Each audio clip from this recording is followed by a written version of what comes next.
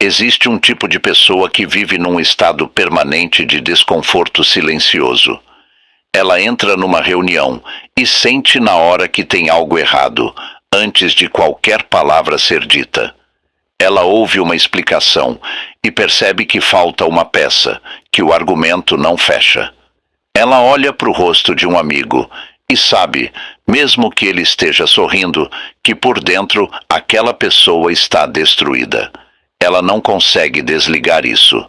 E o pior não é nem o que ela enxerga. O pior é o que essa visão faz com ela por dentro, porque existe um lado que ninguém fala sobre esse tipo de percepção. Um lado sombrio que vai muito além do peso de guardar segredos alheios. Esse lado tem nome, tem mecanismo, e entendê-lo é a única forma de não ser consumido por ele. Hoje a gente vai entrar fundo nisso, nas 3 faces sombrias que tornam essa percepção perigosa, e no que separa quem evolui com ela de quem é destruído por ela. Vamos começar. O cérebro humano comum tem um sistema de filtragem eficiente. Ele descarta a maioria dos sinais que chegam pelos sentidos e foca só no que parece relevante. É por isso que você pode estar numa festa barulhenta e ainda ouvir seu nome sendo dito do outro lado da sala. Nas pessoas com alta percepção, esse filtro funciona diferente. Ele é muito menos seletivo. O que a maioria descarta como ruído de fundo, o cérebro dessas pessoas registra como dado. A mudança de postura do colega quando o chefe entra na sala. O 10º de segundo de hesitação antes de uma resposta simples. O sorriso que não sobe até os olhos. Tudo isso é captado e arquivado, muitas vezes sem que a pessoa nem perceba que está fazendo isso. Os neurocientistas chamam isso de hipervigilância cognitiva, e ela pode ser genética ou aprendida. Crianças que crescem em ambientes imprevisíveis, onde o humor dos adultos muda sem aviso, onde o perigo aparece sem sinalização, desenvolvem essa percepção como mecanismo de sobrevivência. O cérebro aprende que precisa monitorar tudo, porque qualquer detalhe pode ser um sinal de que algo ruim está prestes a acontecer. A percepção se torna um escudo, mas um escudo carregado 24 horas por dia, 7 dias por semana, deixa de proteger e começa a pesar. E esse peso tem 3 faces sombrias, que a maioria dessas pessoas nunca nomeou. Face sombria número 1. A erosão da identidade. Quando você passa anos lendo os outros com precisão, identificando o que cada pessoa precisa ouvir, o que machuca, o que acalma, uma coisa começa a acontecer de forma tão gradual que é quase impossível notar.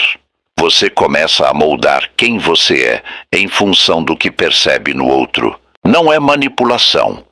É uma forma involuntária de empatia tão intensa que a pessoa absorve as necessidades alheias como se fossem próprias.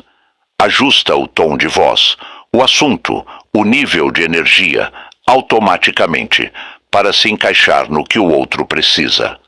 Os psicólogos chamam isso de cameleonismo social.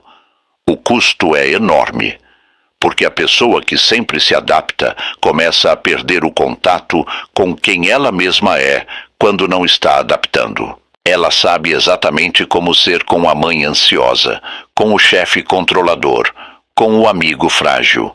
Mas quando se pergunta quem ela é fora dessas interações, surge um silêncio desconfortável. E tem algo que agrava isso. Como essas pessoas leem os outros com tanta precisão, elas se tornam âncoras emocionais dos grupos ao redor. Todo mundo vai até elas quando precisa de escuta, de conselho, de equilíbrio. O problema é que âncoras ficam no fundo. Ninguém pergunta para a âncora como ela está. E a âncora percebe isso. Percebe que a relação é assimétrica, que dá muito mais do que recebe, mas se cala porque ler os outros também significa saber que não é o momento de pedir. E vai se desgastando em silêncio, enquanto sustenta todo mundo ao redor.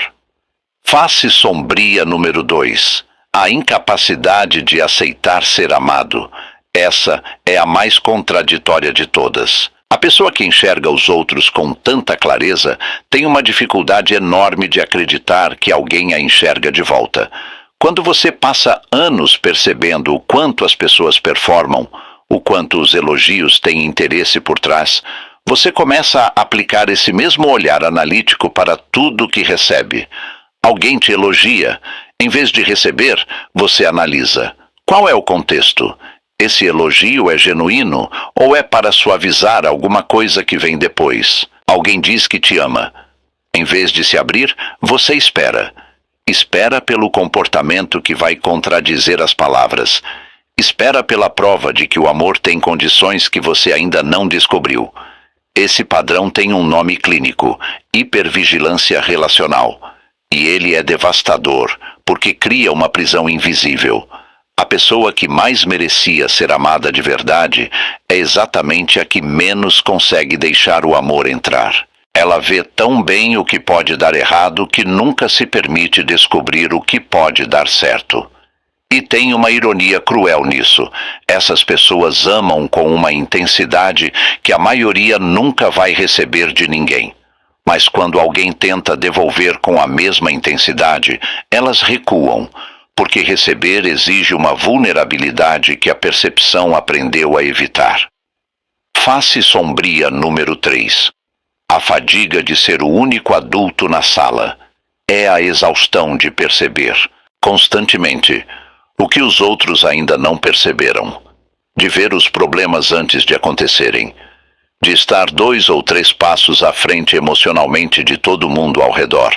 Parece vantagem. Por fora, é vantagem. Por dentro, é esgotamento. Porque estar à frente significa, na prática, esperar.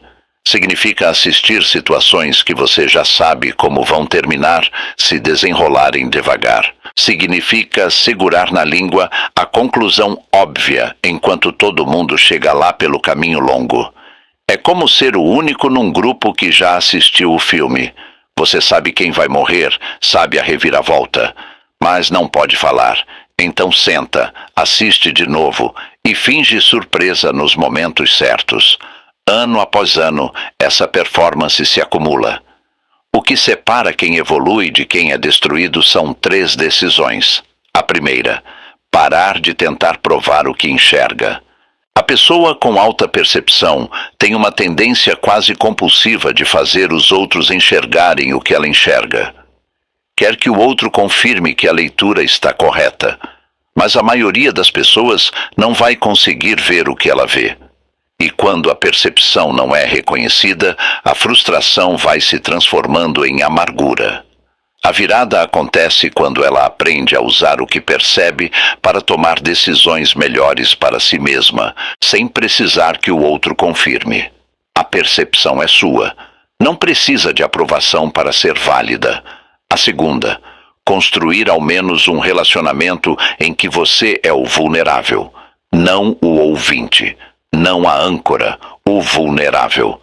Muitas pessoas com alta percepção se cercam de quem precisa delas, porque quando você é o apoio, você controla a exposição. Mas crescer exige o oposto. Exige pelo menos uma relação onde você também cai, também pede, também está perdido. Você não aprende a receber amor num ambiente controlado. Aprende recebendo, com todos os riscos que isso implica. A terceira, tratar a percepção como instrumento, não como identidade. Com o tempo, muitas dessas pessoas confundem o que fazem com quem são.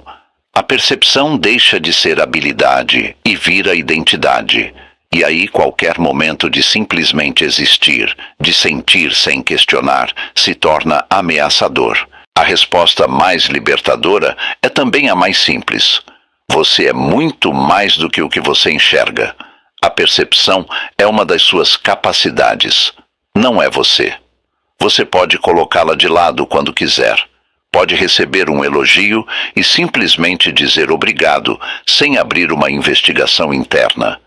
Não é ingenuidade, é escolha. Pensa num sismógrafo. Ele registra cada tremor, cada vibração, cada movimento antes, durante e depois de um terremoto. Ele sente tudo, mas não entra em colapso. Registra, processa e continua funcionando, porque seu valor não está em ignorar o tremor. Está na precisão com que consegue descrevê-lo. A pessoa com alta percepção que aprendeu a se conhecer é exatamente isso. Ela sente tudo e ainda assim funciona. E isso, de longe, é uma das formas mais raras de inteligência que existem.